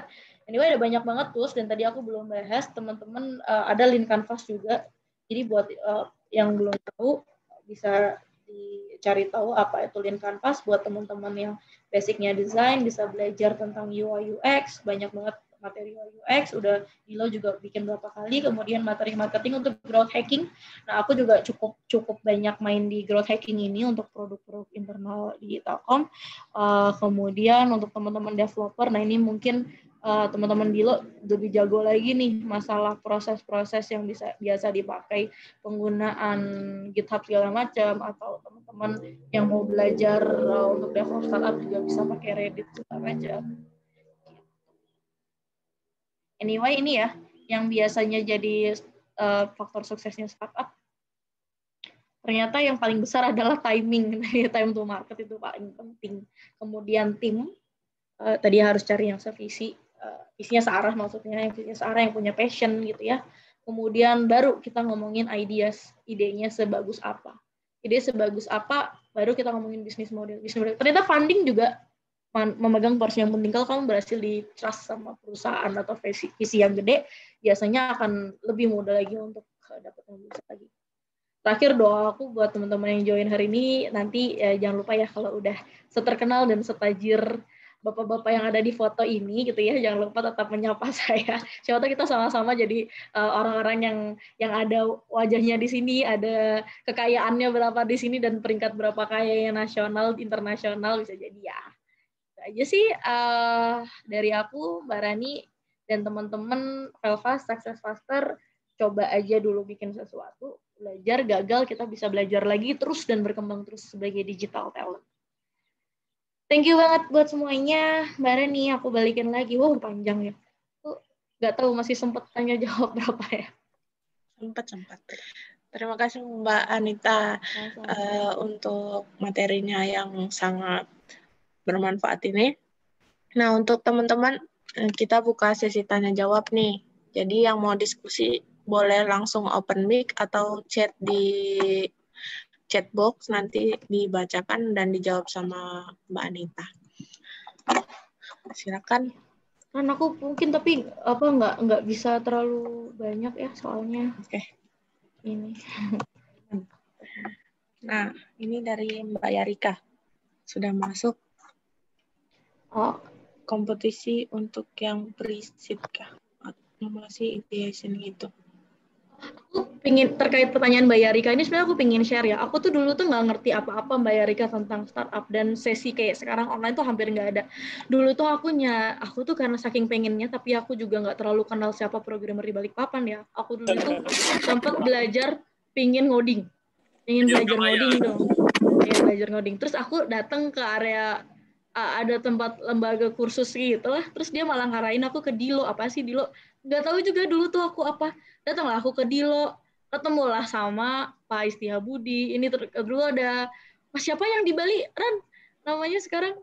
Siapa yang di Bali? Yang akhirnya pindah ke Bali, terus ketemu Mas Heru, Mas Arif gitu. Belajar, aku tuh benar-benar belajar dari nol di Dilo, dari tahap ideation. Itu sih, jadi Mbak Yarika, itu bukan kompetisi, tapi emang belajar aja gitu. Ini apa sih, bisa berangkat dari ide, kemudian pas banget waktu itu Telkom bikin lomba lah si Sosio Digi Leader, sambil di situ langsung jor-joran belajarnya dan langsung praktek. Belum tahu apakah kalau Telkom tahun depan akan punya Sosio Digi Leader lagi, itu tahapnya tahapnya mulai dari ide. Aku nggak tahu Dilo ada lagi nggak, kalau misalkan kayak hackathon itu kan ini ya lebih ke teman-teman bikin sih, bukan ide lagi. Dikasih ide justru harus bikin apa gitu ya. Tapi kayaknya cukup banyak deh. Ya. Aku belum tahu ya. Biasanya tuh udah tutupan sih. Udah tutupan ya. Dilo dulu punya program backup itu kan buat Indigo sih teman-teman sebenarnya. Ininya Indigo biasanya open kan. Terus biasanya teman-teman belajar dari Dilo, terus nanti pas programnya Dilo apa, outputnya bisa join Indigo. Atau dari kampus-kampus sih yang biasanya banyak bikin lomba ideation internal. Telkomsel juga punya namanya Next Dev. Cukup banyak teman-teman, bisa dieksplor lagi aja. Kapan Ignite adain lagi collab public event? Sekalian aku mau promosi tipis-tipis nih, akhir bulan tanggal 25-26 kita mau bikin namanya Bloom. Jadi ini buat UMKM sih. Jadi kita pingin nge-go digitalin UMKM. Udah ada beberapa event juga kemarin, tapi yang ini mungkin agak lebih besar sekali nonton. Ngajarin dari banyak aspek lah. Termasuk yang hanya sekedar ngefoto, ngemas produk digital menggunakan marketplace seperti apa, memanfaatkan media digital, kayak misalkan bikin konten kreatif, kayak yang terakhir yang kontennya IndiHome, teman-teman tahu yang Mas Agus, tahu nggak sih yang tiba-tiba ada wajahnya muncul, atau kayak Dading Mang Oleh itu, misalkan itu contoh-contoh kreatif konten yang bisa dimanfaatkan untuk bisnis UMKM.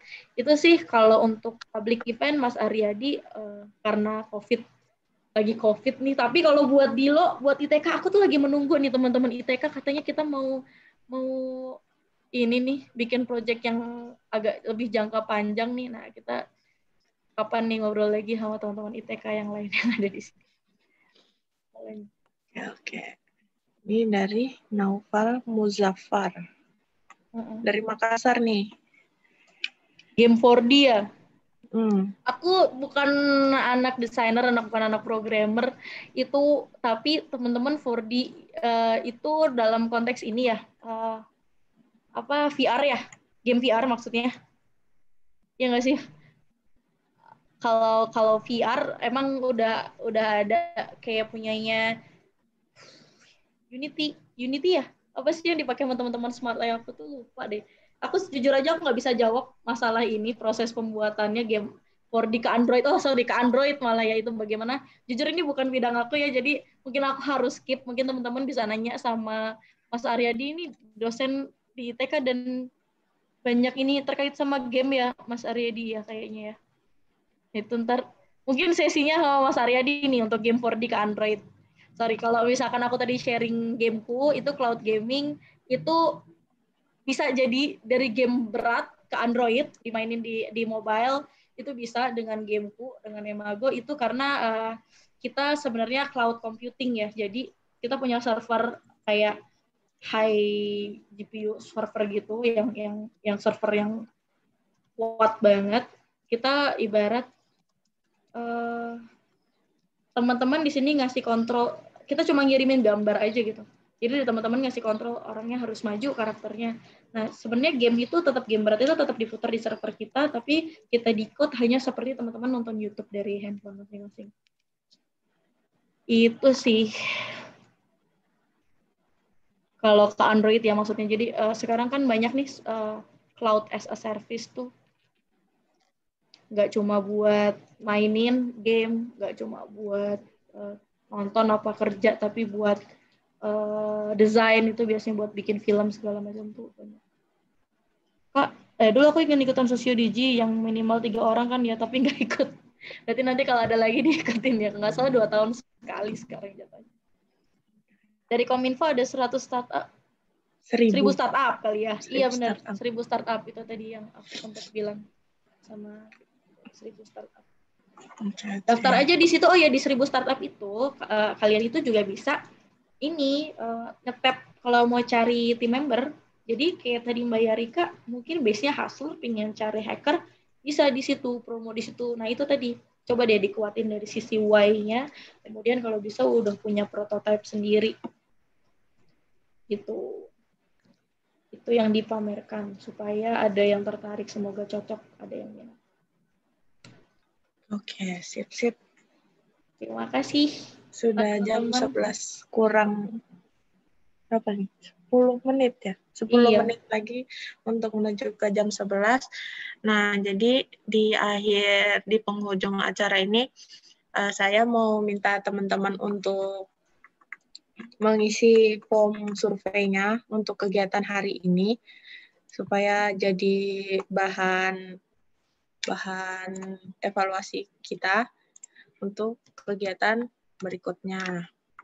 Untuk linknya sudah saya share di chatbox ya. Sekalian share tipis-tipis untuk kegiatan di Lo Balikpapan di hari Minggu besok dengan decoding mengenai Kotlin, bisa langsung ke webnya di Lo Balikpapan dan daftar di situ.